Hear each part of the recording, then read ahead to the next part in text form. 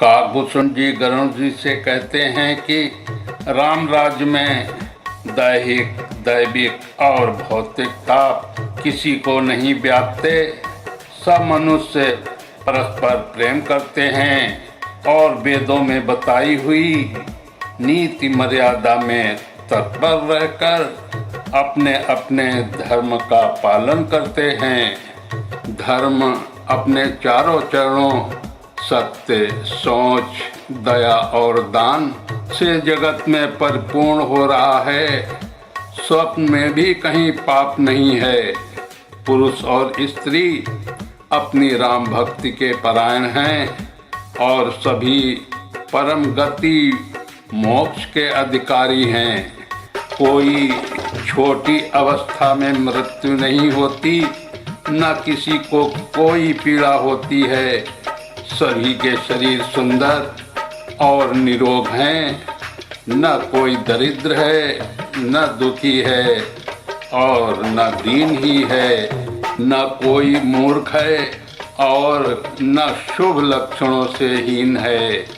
सभी दंभ रहित हैं, धर्म परायण हैं और पुण्य आत्मा हैं।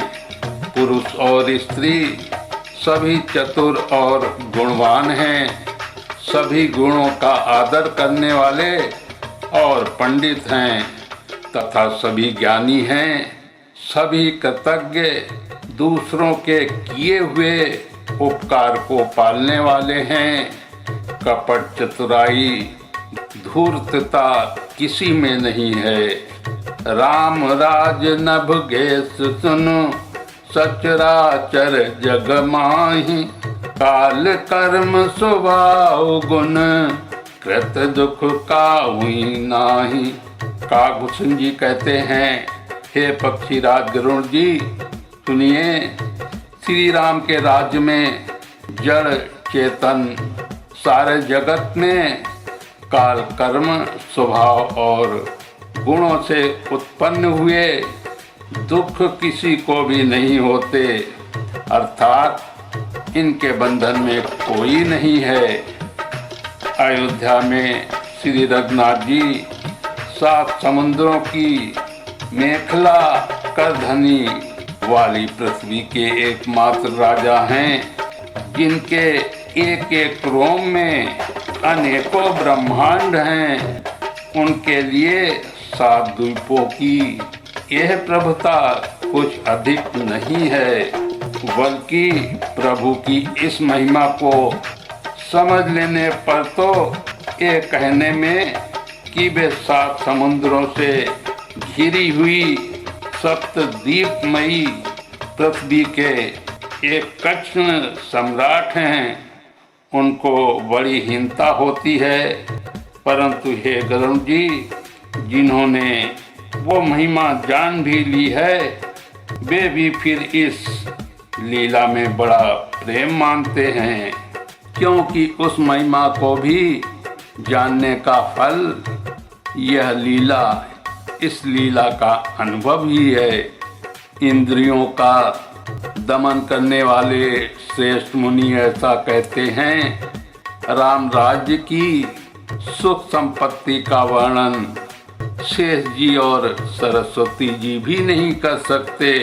सभी नर नारी उदार हैं, सभी परोपकारी हैं और सभी ब्राह्मणों के चरणों के सेवक हैं। सभी पुरुष मात्र एक पत्नीवती हैं। इसी प्रकार स्त्रियां भी मन, वचन और कर्म से पति का हित करने वाली हैं। श्री रामचंद्र जी के राज्य में दंड केवल सन्यासियों के हाथों में है और भेद नाचने वालों के नृत्य समाज में है, और जीतो शब्द केवल मन के जीतने के लिए ही सुनाई पड़ता है। अर्थात राजनीति में शत्रुओं को जीतने तथा चोर, डाकुओं आदि को दमन करने के लिए साम, दान, दंड और भेद, ये 4 उपाय किए जाते हैं। राम राज्य में कोई शत्रु है ही नहीं, इसलिए जीतो शब्द केवल मन के जीतने के लिए ही कहा जाता है। कोई अपराध करता ही नहीं, इसलिए दंड किसी को नहीं होता। दंड शब्द केवल सन्यासियों के हाथ में रहने वाले दंड के लिए ही रह गया है तथा सभी अनुकूल होने के कारण वेद नीति की आवश्यकता ही नहीं रह गई तथा सभी अनुकूल होने के कारण भेद नीति की आवश्यकता ही नहीं रह गई। भेद शब्द केवल सुर ताल के भेद के लिए ही कामों में आता है।